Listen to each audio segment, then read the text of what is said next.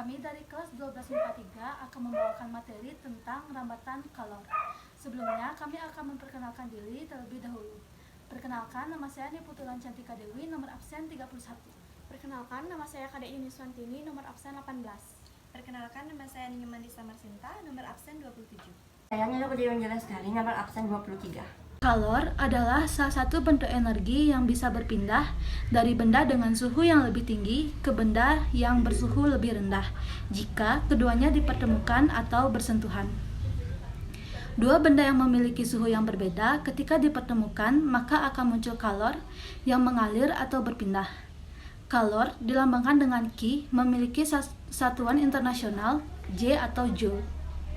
Kalor juga bisa dinyatakan dengan satuan kal atau kalori, tapi satuan kal bukan satuan internasional atau SI.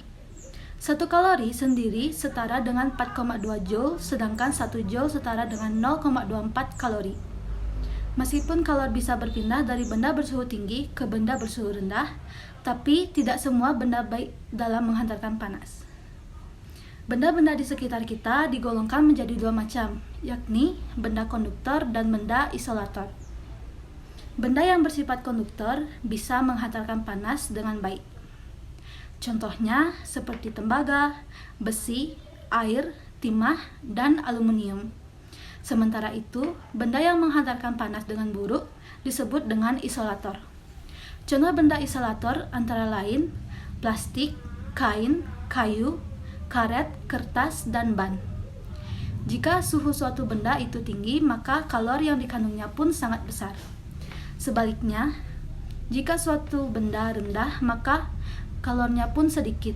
Jadi, dapat disimpulkan bahwa besar kecilnya kalor yang ada pada benda atau zat menyesuaikan dengan 3 faktor, yakni massa jenis zat atau kalor jenis, dan perubahan suhu. Suhu dan kalor itu berbeda. Suhu adalah suatu nilai yang dapat terukur dengan termometer, sedangkan kalor adalah energi yang mengalir pada suhu benda tersebut ke benda lainnya. Konveksi. Konveksi adalah salah satu perpindahan kalor yang melewati suatu zat disertai dengan perpindahan bagian-bagian zat itu sendiri. Perpindahan secara konveksi ini bisa terjadi pada zat cair atau gas, sehingga jenis perpindahan ini dibagi menjadi dua, yaitu yang pertama ada konveksi secara ilmiah, di mana konveksi secara ilmiah ini adalah perpindahan konveksi yang disebabkan oleh adanya gaya apung tanpa faktor luar dan dipengaruhi adanya perbedaan jenis benda. Misalnya, yang terjadi pada pemanasan air, di mana massa jenis partikel air yang sudah panas akan naik menjauh dari api dan kemudian digantikan dengan partikel zat air lain yang suhunya lebih rendah. Proses tersebut menyebabkan semua partikel zat dapat panas secara keseluruhan dan sempurna.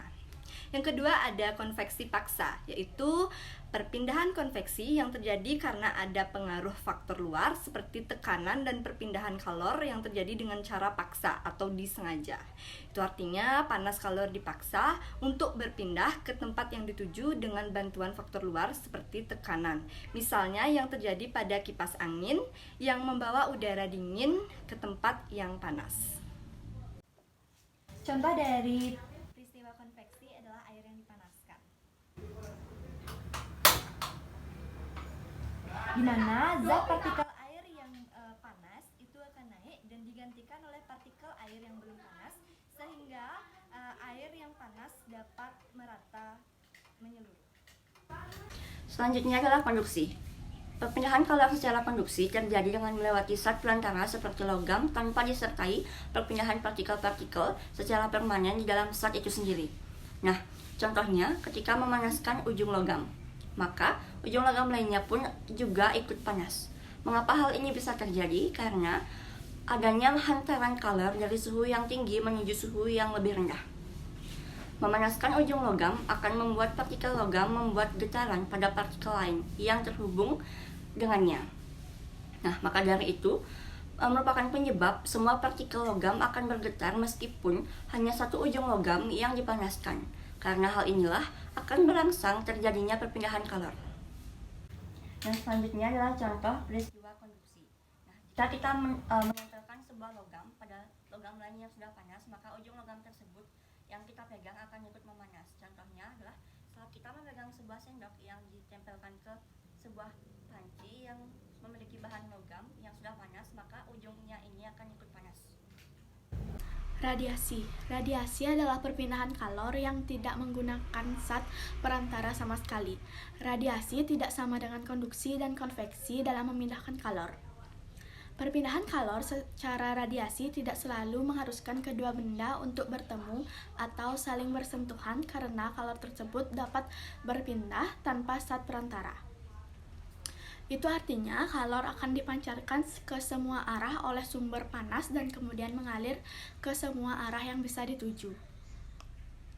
Sebenarnya, setiap benda dapat memancarkan dan menyerap radiasi kalor. Namun, besarnya bergantung pada suhu benda dan warna zat benda tersebut. Semakin panas benda dibandingkan dengan suhu lingkungan sekitarnya, maka akan semakin besar pula kalor yang diradiasikan ke sekitarnya. Jadi, semakin luas permukaan benda panas membuat semakin panas pula kalor yang diradiasikan ke sekitarnya. Misalnya, yang terjadi pada saat Grametz membuat api unggun, maka kita akan merasakan kehangatan dari sumber api tersebut pada jarak tertentu. Selanjutnya adalah peristiwa dari radiasi. Di mana kita duduk di dekat sumber api, maka kita akan juga merasakan panas dari sumber api tersebut.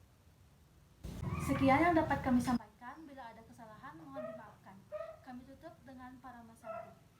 Om Santi Santi Santi Om.